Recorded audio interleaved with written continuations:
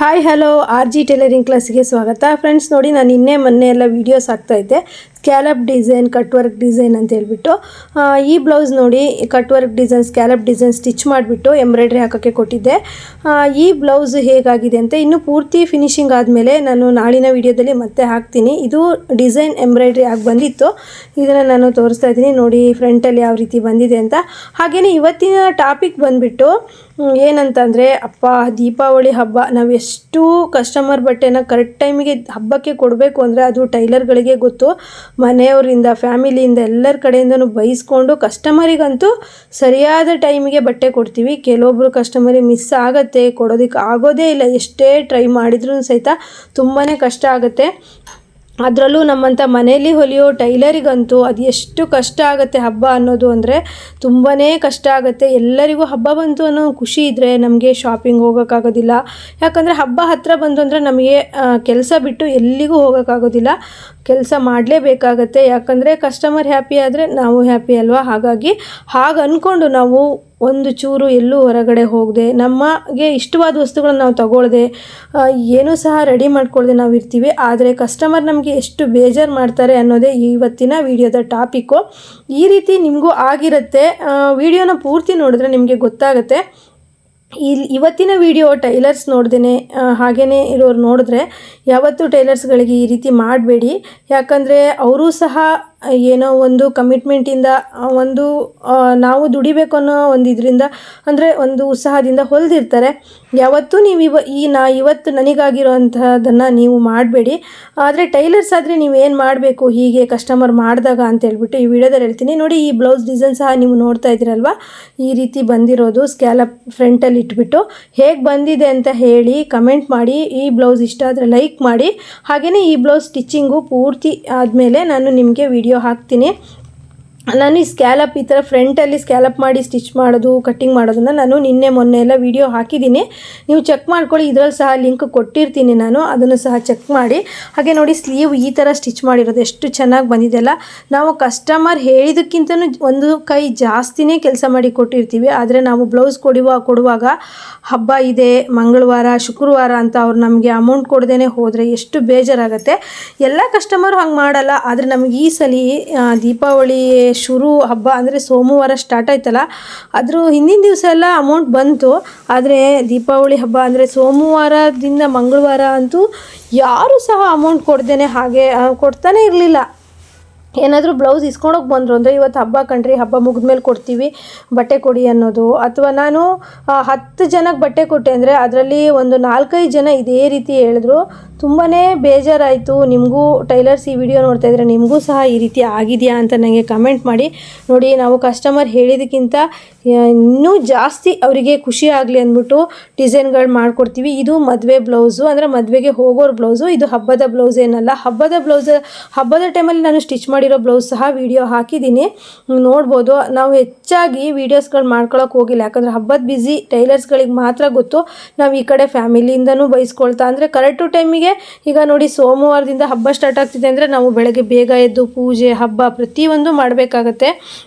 ಮೊದಲನೇ ದಿವಸ ನಾವು ನರಕ ಚತುರ್ಥಿ ಮಾಡ್ತೀವಿ, 2ನೇ ದಿವಸ ಲಕ್ಷ್ಮೀ ಪೂಜೆ, ಆಮೇಲೆ ಬಲಿಪಾಡ್ಯಮೆ, ಹಾಗೆ ಆಯುಧ ಪೂಜೆ, ಈ ರೀತಿ ಎಲ್ಲ ಇರುತ್ತೆ. ಪ್ರತಿದಿನವೂ ಹಬ್ಬಗಳೇ ಇರುತ್ತೆ. ಇದನ್ನೆಲ್ಲ ಮಾಡಿಕೊಂಡು ನಾವು ಸ್ಟಿಚ್ ಮಾಡ್ತಾ ಇರ್ತೀವಿ. ಅಂದರೆ ಮನೆಯಲ್ಲಂತೂ ಮನೆಯಲ್ಲಿ ಟೈಲರಿಂಗ್ ಮಾಡೋರಿಗಂತೂ ಅದು ತುಂಬಾ ಕಷ್ಟವಾದ ಕೆಲಸ. ಅದು ಅವರಿಗೆ ಗೊತ್ತು, ಟೈಲರ್ ಆದವರಿಗೆ ಈ ಕಷ್ಟ ಗೊತ್ತಿರುತ್ತೆ.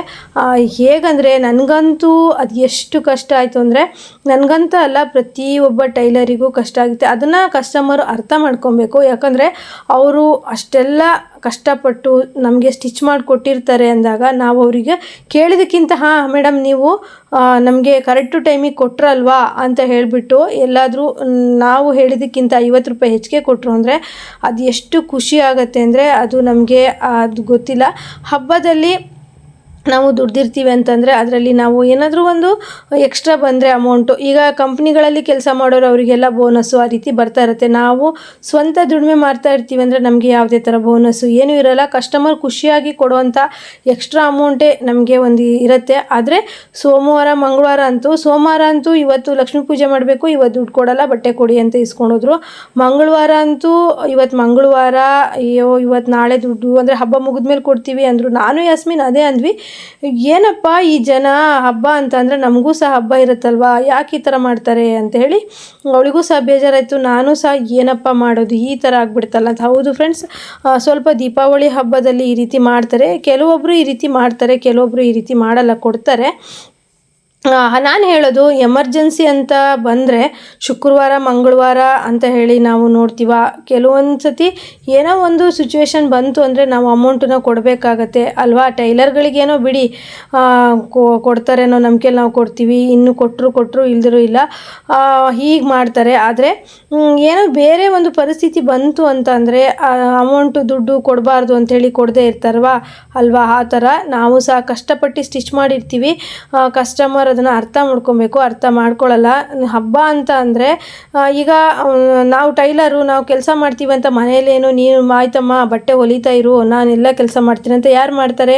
ನಿನ್ನ ಕೆಲಸ ಏನಿದೆ ಅದನ್ನು ಮುಗಿಸ್ಕೊಂಡ್ಬಿಟ್ಟು ನೀನು ಟೈಲರಿಂಗ್ ಮಾಡಬೇಕು ಅಂಥೇಳಿ ಮನೇಲಿ ಹೇಳ್ತಾರೆ. ನಿಜವಾಗ್ಲೂ ಅಷ್ಟೇ, ಟೈಲರಿಂಗ್ ಕೆಲಸ ಮಾಡ್ತಾ ಇದ್ದೀವಿ ಅಂತಂದರೆ ಆ ಕೆಲಸ ಮಾಡೋದು ನಮಗೆ ಗೊತ್ತಿರುತ್ತೆ. ರಾತ್ರಿ ನಾವಂತೂ ಹಬ್ಬ ಸ್ಟಾರ್ಟ್ ಆಗೋಕ್ಕಿಂತ ಒಂದು 2-3 ದಿನ ಹಿಂದೆ ಅಂತೂ ರಾತ್ರಿ 2 ಗಂಟೆ ತನಕನೂ ಸಹಿತ ಕೆಲಸಗಳು ಇದ್ದೇ ಇತ್ತು.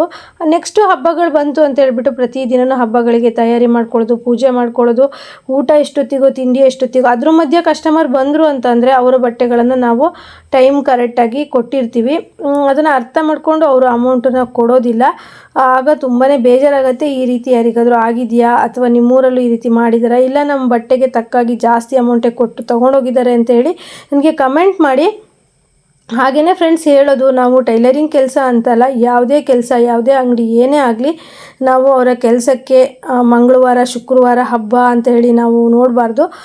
ಲಕ್ಷ್ಮೀ ಚಂಚಲೆ ಅಂತಾರೆ, ಇವತ್ತು ನಮ್ಮ ಕೈಯಲ್ಲಿದ್ದರೆ ನಾಳೆ ಮತ್ತೊಬ್ಬರು ಕೈಯಲ್ಲಿರ್ತಾರೆ. ಹಾಗಾಗಿ ಇವತ್ತು ನಾ ಕೊಡಲ್ಲ, ನಾಳೆ ನಾ ಕೊಡಲ್ಲ ಅಂತ ಹೇಳಬೇಡಿ.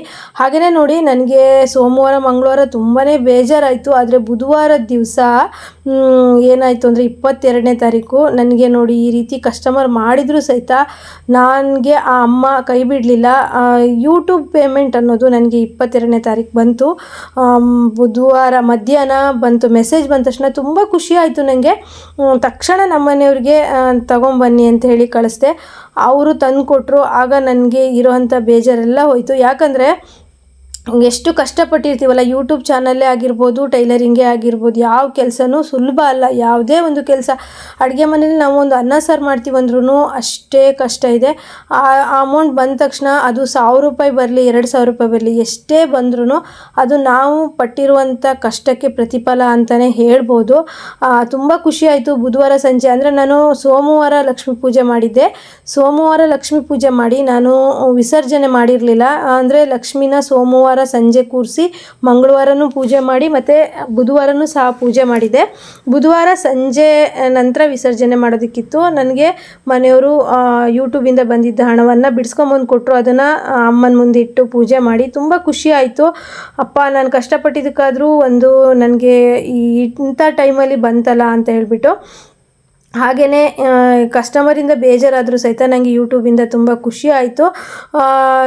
ಥ್ಯಾಂಕ್ಸ್ ಯೂಟ್ಯೂಬ್ ಅಂತ ಹೇಳ್ತೀನಿ. ನನ್ನ ವೀಡಿಯೋಸ್ ನೋಡಿ ನೀವೆಲ್ಲ ಸಪೋರ್ಟ್ ಮಾಡಿದ್ದಕ್ಕೂ ಸಹಿತ ನನಗೆ ಅವತ್ತು ತುಂಬ ಖುಷಿ ಆಯಿತು. 22ನೇ ತಾರೀಕು ಬುಧವಾರ ಅಂತ ಹೇಳ್ಬೋದು.